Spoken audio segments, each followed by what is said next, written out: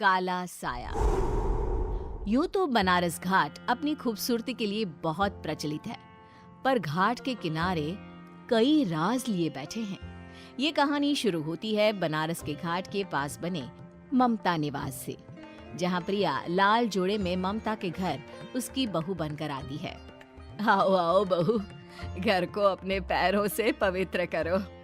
ममता घर की दहलीज पार कर ही रही होती है कि अचानक एक बहुत गंदी सी बास पूरे घर में फैल जाती है।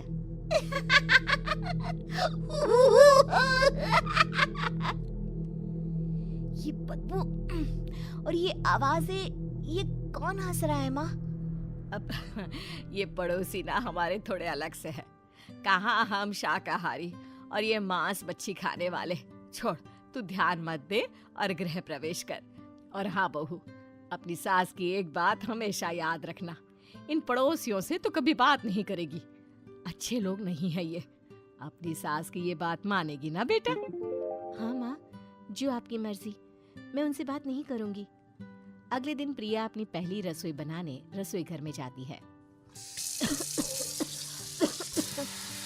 ये छोकी बात तो नाक में जा रही है। एक काम करती हूँ, खिड़की खोल देती हूँ।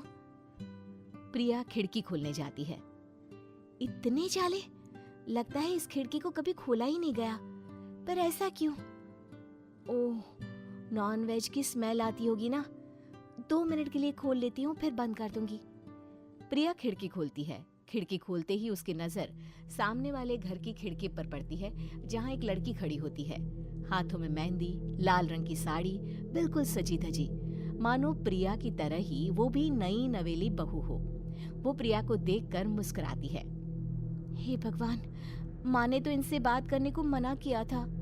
प्रिया फौरन ही खिड़की बंद कर देती है और तवे पर चढ़े रोटी की ओर देखने लगती है, पर वहाँ रोटी न होकर मछली पड़ी होती है। ये क्या? पहली ही रसोई में इतनी बड़ी गलती। हे भगवान, अब मैं क्या करूं? प्रिया बहुत डर जाती है और फौरन रसोई की सफाई करने और फिर सभी के लिए खाना बनाने लग जाती है।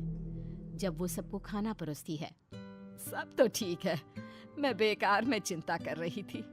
हे भगवान, ऐसे ही बस अपनी कृपा बनाए रखना। रात के वक्त जब सब सो रहे होते हैं, तब प्रिया को पायल की आवाज सुनाई देती है, जिससे उसकी आंख खुल जाती है। ये पायल की आवाज कहाँ से आ रही है? प्रिया उठकर उस आवाज के पीछे छत की सीढ़ियों तक जाती है। तभी उसे बच्चे के रोने की आवाज आती है। प्रिया छत पर जाती है तो क्या देखती है? वही लाल साड़ी वाली लड़की अपनी गोद में एक नवजात बच्चे को घुमा घुमा कर सुला रही है। तभी प्रिया की नजर उसके पेट पर पड़ती है। ओह गॉड, ये तो प्रेग्नेंट भी है। सुनिए, बच्चा सो नहीं रहा है क्या? मैं कुछ मदद करूं? नहीं नहीं, आपके घर वालों को अच्छा नहीं लगेगा, मैं संभाल लूंगी। स्नेहा की गोद से बच्चा हाथ मारकर प्रिया की गोद में आने को छटपटाने लगता है। दोनों घर अगल बगल में बने होने के कारण प्रिया उस बच्चे को गोद में ले लेती है। प्रिया के पास आते ही वो सो जाता है। बच्चे का वो स्पर्श रात भर प्रिया भूल नहीं पाती और अगली सुबह वो छत पर कपड़े सुखा रही होती है। तभी उसे एक औरत इशारा करके बुलाती है। स्नेहा कह रही थी बाबू तुम्हारी गोद में आते ही सो गया। मैं गौरी, स्नेहा की माँ हूँ। बहू, घर आना, बाबू को खिला भी लेना। शाम को जब घर पर कोई नहीं रहता, बच्चे से मिलने के लिए प्रिया छिपकर अपनी पड़ोसन के घर चली जाती है और कुछ देर बच्चे को खिलाकर वापस लौट आती है। इसके कुछ दिन बाद ही प्रिया को पता चलता है कि वो माँ बनने वाली है। ममता की खुशी का ठिकाना नहीं रहता।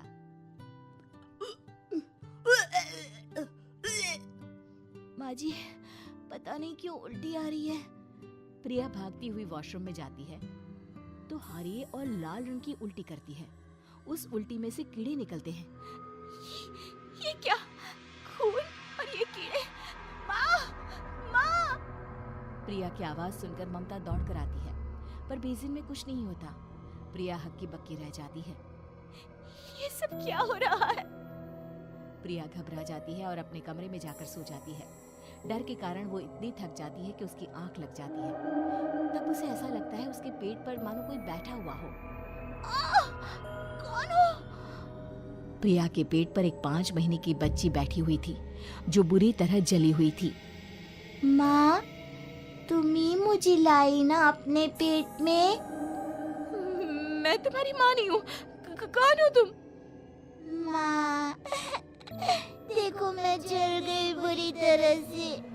6 महीने पेट में रहने को भी मुझे नहीं मिला। सहला दो ना माँ। बचाओ! बचाओ! माँ! ममता दौड़कर कमरे में आती है। प्रिया की बातें सुनकर वो सब समझ जाती है। तू कहीं बगल वाले घर में तो नहीं जाकर आई ना बहू? मुझे माफ कर दो, मैं गई थी माँ। उस घर में सब मरे हुए हैं बहू। कई साल पहले स्नेहा उस घर में बहू बनकर आई थी। कुछ ही दिन में वो एक बच्चे को जन्म देने वाली थी। पूरा घर बच्चे के आने की खुशी में खोया था कि एक दिन अचानक उस घर में आग लग गई। सब बुरी तरह जलकर मर गए। गौरी आज भी दादी बनने का इंतजार कर रही है और इसीलिए स्नेहा ने अपना अजन्मा बच्चा तुम्हारी कोख में डाल दिया। ममता ये कह रही होती है कि पीछे से उसके पैरों को एक बच्चा पकड़ लेता है। दादी, दादी। माँ, स्नेहा की गोद में यही बच्चा था। ये बच्चा कौन है फिर? तेरी मौत है। तेरी भी दादी। जिस चीज का ममता को डर था वही हो गया। ममता निवास के ऊपर मौत ने चादर बिछा दी थी। प्रिया का पेट ऐसे बढ़ जाता है मानो 9 महीने का हो। 2 हाथ उसके पेट से बाहर निकलते हैं। बहू, संतोष को फोन कर, किसी पंडित जी को बुला बहू। प्रिया का पति भागता हुआ घर आता है। ये तो होना ही था माँ। तेरा पाप तेरे सामने आ गया तो तू सह नहीं पा रही है। स्नेहा घर में आग लगी नहीं थी, माँ ने लगाई थी, प्रॉपर्टी की लालच में। और वो बच्चा मेरी पहली पत्नी का बच्चा है, मेरा बेटा, जो कि उस आग की चपेट का शिकार हो गया था। मैंने तुमसे ये सब माँ के कहने पर छुपाया था। मुझे माफ कर दो प्रिया। तुम अगर चाहो तो यहाँ से जा सकती हो। मैं तुम्हें किसी भी बंधन में रखना नहीं चाहता। मेरी शादी हुई है आपसे, मैं आपको छोड़ नहीं सकती, पर उससे पहले हमें स्नेहा, उसकी माँ और बच्चे की आत्मा की शांति करवानी होगी। संतोष और ममता गौरी के घर जाते हैं। अंदर सब कुछ जला हुआ होता है। जमीन पर जली हुई लाशें बिखरी हुई थी। ममता रो रो कर अपनी करने की माफी गौरी से मांगती है। प्रिया स्नेहा के घर वालों का अंतिम संस्कार करवा देती है और ममता निवास फिर से आत्माओं के साए से मुक्त हो जाता है।